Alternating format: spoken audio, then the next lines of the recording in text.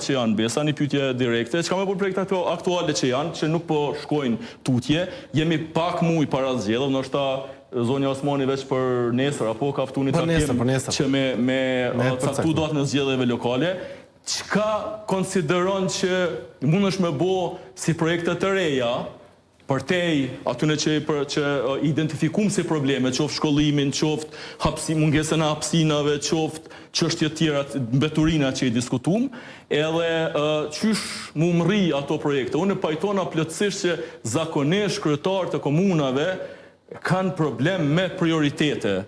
Komunat kanë probleme shumë, natyrisht që kime gjatë rrugës kime zgjidhë dhe problemet e tjera. Po për mu është rëndësishme të azom që mrena një mandati ose mrena një gjysmë mandati të merret dikush vetëm me trafikun, të rregulloj trafikun, ose të rregullojnë mas të pranueshme trafikun, ose një vjet pastaj të merret me veturinat, ta bine një mas të pranueshme menaxhimin e veturinave.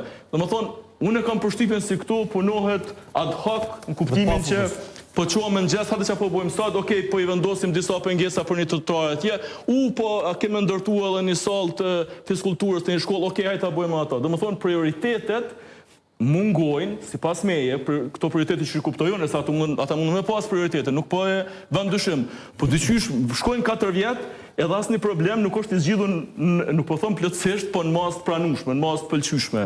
Edhe kjo është për mu problem. Për ndryshe, Prishtina, natyrisht se ka jashtëzakonisht shumë probleme. Në çdo hap hasim probleme, që është më thonë. Edhe për këtë shkak, këto prezantimet me grafika, me rendera, me ashtu unë jam i pryrë absolutisht mos besoj, se po të kisha besu për shembull premtimeve të zotit Rama para 4 vjetësh, lagja ku jetoj unë, Ulpiana, a di çfarë pamje do të kishte? Domethënë do të ishte një ndër lagjet sinqerisht më të bukura në shtanë. Po, është edhe një ndër lagjet më të bukura është aktualisht, po jo si merite zotit Rama. Do të ishte një ndër lagjet më të bukura në rajon. Për fat të keq, nuk është që për 4 vjet ka ndodhur diçka, absolutisht.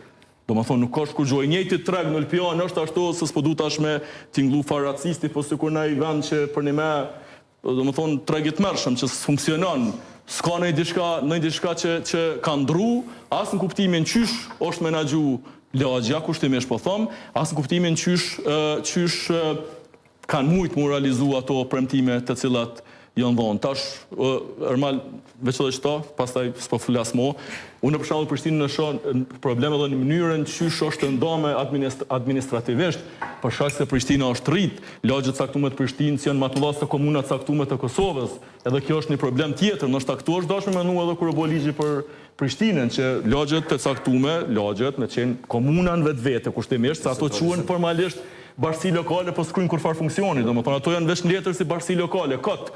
Kështu që kur është decentralizuar qyteti, kryeqyteti në këtë rast, unë mendoj që edhe menaxhimi kish mund të ndodh pak më mirë, kish pas më shumë sukses, edhe përgjegjësit kishin pas më shumë, si më thonë, përgjegjësi për mënyrën se çysh është dashur me punu. Nëse pyetet se çka mund të bëj sot, unë mendoj që është momenti i fundit. Projekte që janë prioriteti më i vërtetë me tutje, çka më bë me to, se me siguri besa para se me marr këtë vendim, edhe ndoshta edhe veç të rrethi ku ke jetu, ke pas plot, si më thonë, ankesa ose propozime etjera. Çka më bëmë këto projekte që i kemi, domethënë, se natyrisht janë projekte milionëshe, nuk bëhet fjalë për projekte 100.000 euro, 200.000 euro, 10.000 euro, që thonë, okay, hajtë se po i hedhim tutje dhe po ja nisim prej fillimit në diçka, edhe çka kishin me qenë 3 prioritete / projekte tuat që kishe mujt me i realizu. Mbikalimi për me lidh Arbrin me qytetin, absolutisht duhet të ndërtohet. Nëse aty është një problem i cili duhet zgjidhet mes nivelit lokal dhe qendror, ajo ka me marrë kohë, ajo nuk ka se si të mos bëhet,